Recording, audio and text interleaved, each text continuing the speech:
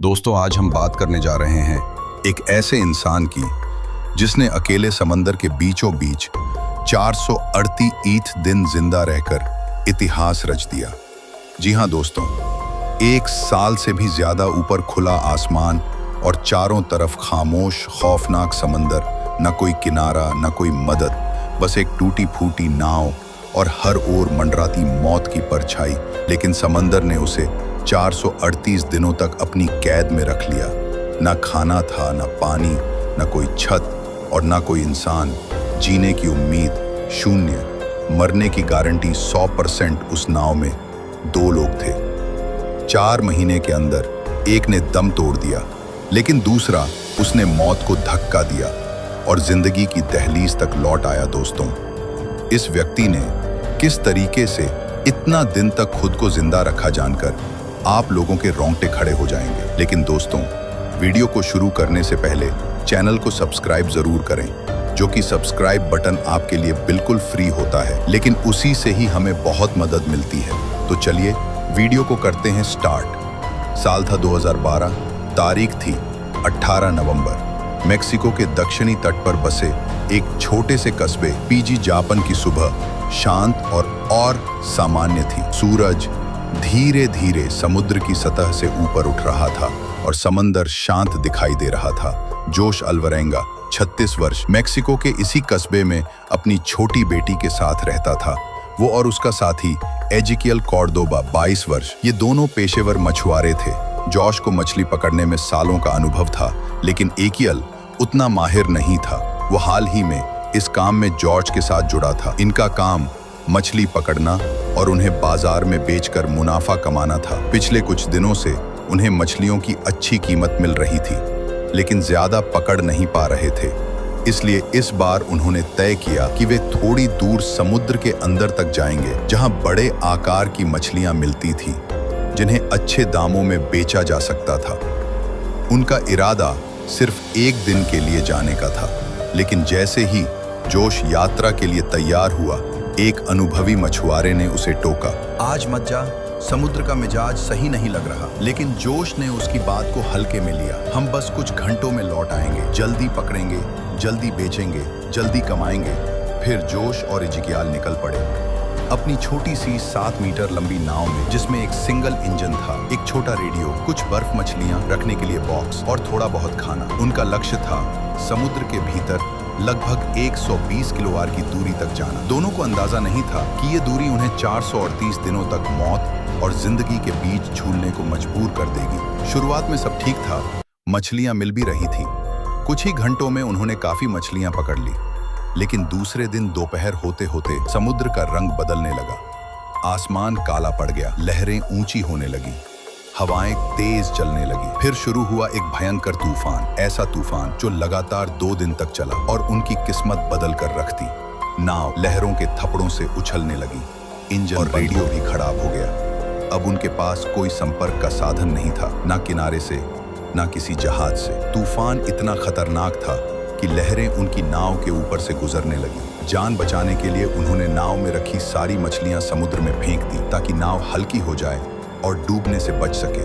उनका इरादा था तूफान के रुकते ही वापस लौट जाना, लेकिन कुदरत के सामने इंसान कितना भी चालाक क्यों ना हो, बेबस ही होता है। इस तूफान के महज 2 दिनों में उनकी नाव लगभग 400 किलोमीटर बह चुकी, खुले महासागर की ओर, जहां चारों ओर सिर्फ पानी था और कोई मदद। तूफान के बाद समुद्र तो शांत हुआ, लेकिन उनके लिए असली लड़ाई अब शुरू हुई। खाना खत्म हो गया था, पीने का पानी भी अब उन्हें जिंदा रहने के लिए बारिश का पानी जमा करना पड़ रहा था। कभी हाथों से, कभी नाव के किसी कोने में। भूख मिटाने के लिए उन्हें समंदर में तैरते पक्षियों को पकड़ना पड़ा, कछुओं को और कभी कभी मछलियां, जिन्हें वह कच्चा खाते थे। जोश के पास अनुभव था, लेकिन एजिकियल का शरीर धीरे धीरे थकने लगा था। वो बहुत जवान था, लेकिन मानसिक और शारीरिक रूप से इतनी बड़ी लड़ाई के लिए तैयार नहीं था। फिर भी 4 महीनों तक वो जोश के साथ हर रोज जूझता रहा, भूखा रहा, धूप में जला, तूफानों से लड़ा, उम्मीद में जिंदा रहा। लेकिन चौथे महीने के बाद उसका शरीर हार मान गया। उसे बार बार बीमारियां घेरने लगी और धीरे धीरे वो बोलना भी बंद करने लगा। जोश ने हर कोशिश की कि उसका साथी जिंदा रहे, लेकिन इस समुद्र में कोई डॉक्टर नहीं था, कोई दवा नहीं थी और कोई राह भी नहीं। फिर एक दिन इजिक्याल हमेशा के लिए शांत हो गया। जोश को खुद ही उसका शरीर समंदर को सौंपना पड़ा। उसका साथी जो 4 महीने तक उसके साथ था अब नहीं रहा। अब जोश पूरी तरह अकेला रह गया था। जोश नहीं जानता था कि उसके सामने अब और 9 महीने बाकी हैं, जहां ना कोई किनारा होगा, ना कोई रास्ता, ना कोई आवाज, सिर्फ एक नाव, लहरें, धूप और उसकी जिंदा रहने की जिद। जोश अब बिल्कुल अकेला था, एक ऐसी नाव में फंसा हुआ जो ना तो किनारे जानती थी, ना ही दिशा, और उसके चारों तरफ फैला हुआ था मौत से भी ज्यादा खामोश नीला अथाह समंदर। वो समंदर जो सिर्फ गहराई नहीं था, वह एक शिकारी था जो उसकी हर सांस पर निगाह रखे बैठा था। ना कोई आवाज, ना कोई इंसानी चेहरा, ना कोई उम्मीद, सिर्फ लहरें थी, ठंडी, बेरहम और उसे निगल जाने को बेताब। वक्त जैसे रुक गया था। हर दिन, हर पल जोश को यह एहसास कराता था कि यह जंग सिर्फ भूख और प्यास की नहीं है, यह जंग थी उसके अंदर छिपे इंसान के अस्तित्व की। समंदर उसका शरीर नहीं, उसकी आत्मा तक चूस लेना चाहता था।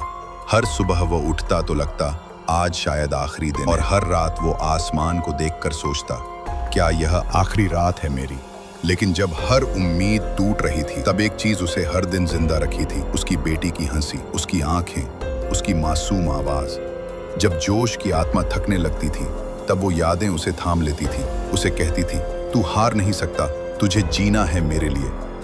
दिन की आग जैसी धूप में उसका बदन जलता और रात की हड्डियां जमा देने वाली हवा में उसकी रगें जमने लगती थी। खाने के नाम पर कुछ नहीं, पीने के लिए सिर्फ बदबूदार पानी और साथ में एक खामोशी जो पागल कर देने वाली थी। जोश कभी कभी खुद से बातें करता, खुद को जवाब देता, क्योंकि अब वो भूलने लगा था कि असली आवाज कैसी होती है। 6 महीने बीत चुके थे और फिर एक दिन दोपहर की तपती धूप में जब जोश की आंखें सूरज की चमक में जल रही, उसे दूर क्षितिज पर एक विशालकाय जहाज दिखाई दिया। उसका दिल धड़कने लगा, जैसे उसमें फिर से जान आ गई हो। उसने अपने कपड़े हवा में लहराए, नाव को हिलाया, चीखा, चिल्लाया, जैसे पूरा समंदर उसकी आवाज से गूंजने लगा हो। लेकिन हकीकत उतनी ही बेरहम थी जितना ये समंदर। जहाज ने उसे देखा तक नहीं। उसकी छोटी सी नाव उस नीले सागर के महासंग्राम में एक धब्बे से ज्यादा कुछ नहीं थी। कुछ ही मिनटों में वो जहाज ओझल हो गया और साथ ही ओझल हो गई जोश की वो आखिरी उम्मीद। जोश अब एक टूबी। कुछ ही समय में वो मार्शल आइलैंड्स के पास पहुंच गया। जो नाव कल तक मौत का पिंजरा थी, आज वहीं उसे जिंदगी की गोद में ले जा रही थी। जोश ने आखिरी बार समंदर को देखा और फिर खुद को पानी में फेंका। हर लहर को चीरता हुआ, कांपता, टूटता, घिसटता हुआ जब उसके पैर जमीन से टकराए, वो गिर पड़ा नंगे पैर, सूखी आंखों से कांपते हुए, जैसे वो अपने ही पुनर्जन्म का गवाह बन गया हो। स्थानीय लोग दौड़े और उनकी आंखों में डर था और सवाल, ये कौन है, कहां से आया है। जॉर्ज को अस्पताल ले जाया गया। उसका वजन 60 किलो से घटकर सिर्फ 38 किलो रह गया था। पूरे शरीर की मांसपेशियां गल चुकी थीं और त्वचा के नीचे सिर्फ हड्डियां बची थीं।